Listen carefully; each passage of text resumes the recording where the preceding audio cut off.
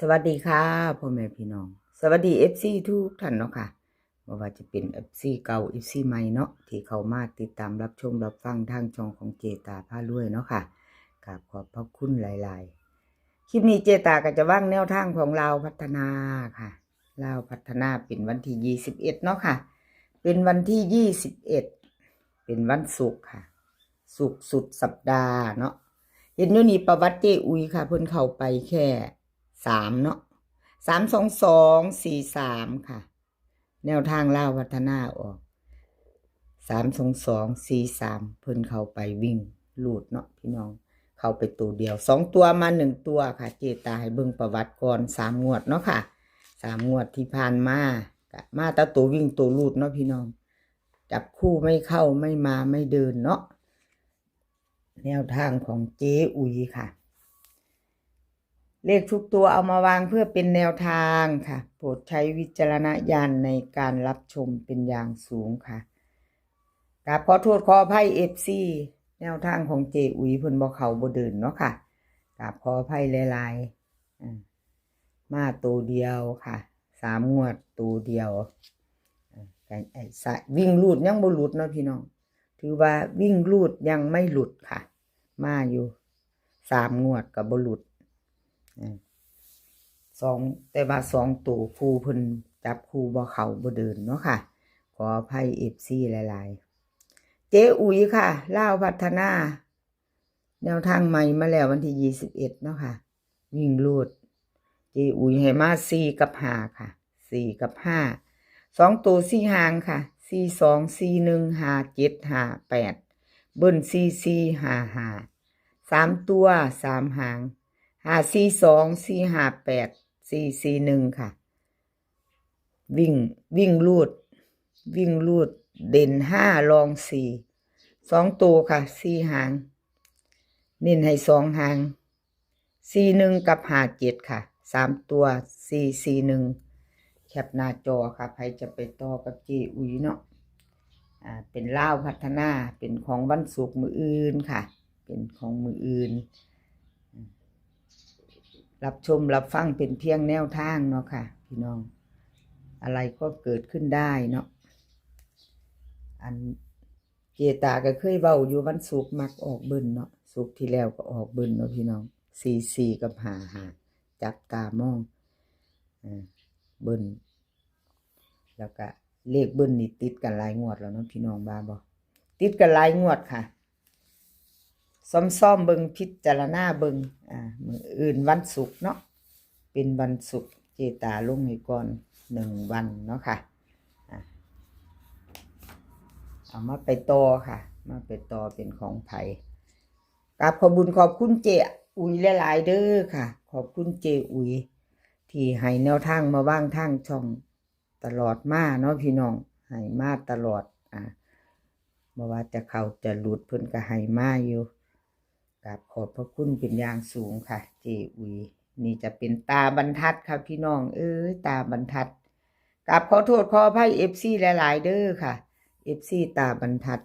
วันที่19ที่ผ่านมาค่ะ322บน3ตัว43ล่างตาบรรทัดหลุดไปค่ะ3งวดค่ะเจตาให้เบิ่งหลุด14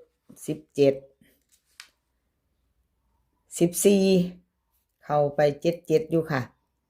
บ่ต่อเนื่องเนาะตาบรรทัดบ่เดินไปเด้อเจตาบรรทัดวันที่21เจ้าจับคู่มาในเด้อ2งวดค่ะหลุดไป3งวดเข้า1งวดเนาะค่ะ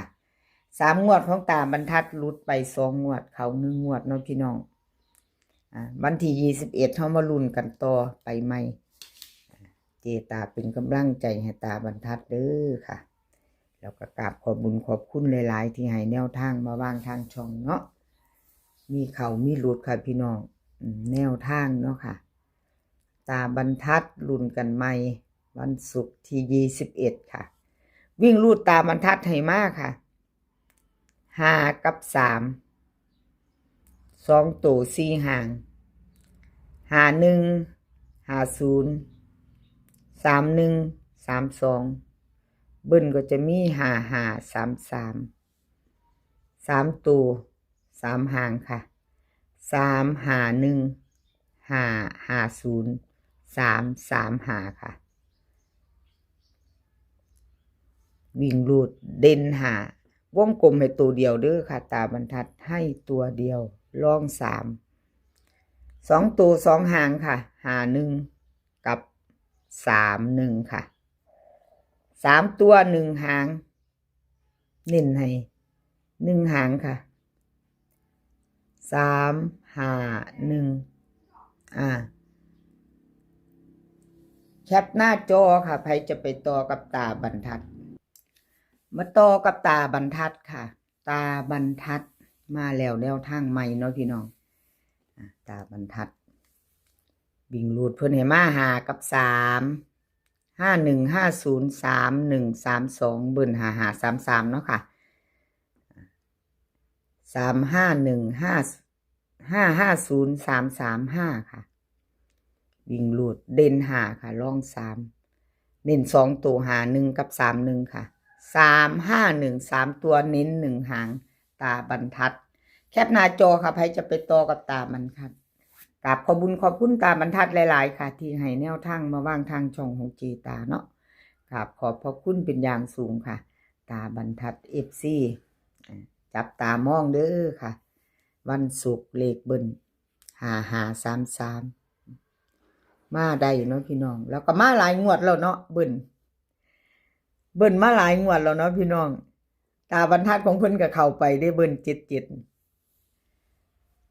เบิ้ลติดกันหลายงวดแล้วค่ะเล่าพัฒนาพิจารณาเอาชอบก็จัดขัดก็ผ่านเนาะค่ะมาไปต่อค่ะไปต่อเป็นของใครคุณยายใจดีค่ะคุณยายใจดีลาวพัฒนา322วัน43 ล่างค่ะ19ที่ผ่านมาเนาะค่ะ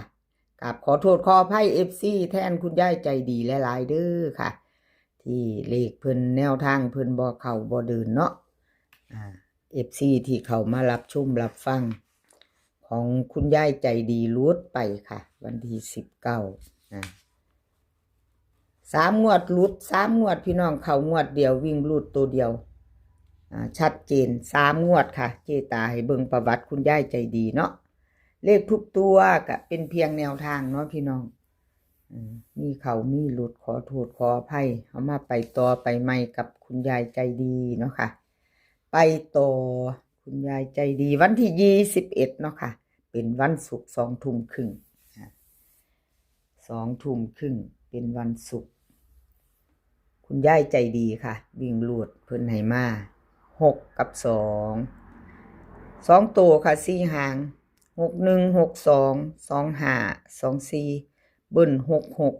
66 3 ตัว2 หางค่ะ2 หาง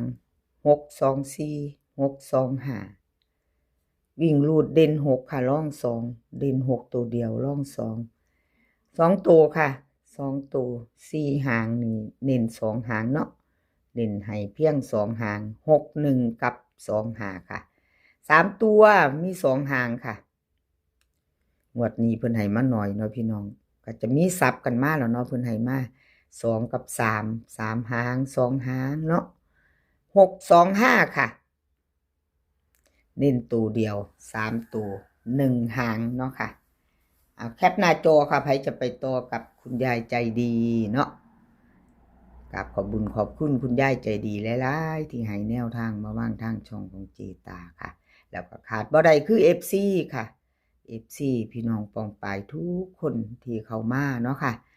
มากดไลค์กดแชร์ให้แล้วก็มาคอมเมนต์ให้กำลังใจกดหัวใจให้เจตากราบงามๆกราบขอบพระคุณเป็นอย่างสูงค่ะกำลังใจสำคัญที่สุดเนาะพี่น้องคลิปนี้ก็ขอให้พี่น้องโชคดีค่ะให้โชคดีมีความสุขให้โชคดีกับเล่าพัฒนามืออื่นเนาะแล้วก็ให้สุขภาพแข็งแรงกันทุกคนสุขภาพมากก่อนลมหนาวแล้วจะเข้าหน้าหนาวแล้วพี่น้องอากาศเปลี่ยนแปลงแล้วเนาะมีทั้งฝนทั้งลมเนาะทั้งหนาว เดินทางไปไสก็ขอให้ปลอดภัยเด้อค่ะ เดินทางไปขอให้มีโชคกลับมาขอให้มีชัยคลิปหน้าพ้อกันใหม่ค่ะ คลิปนี้ก็สวัสดีค่ะ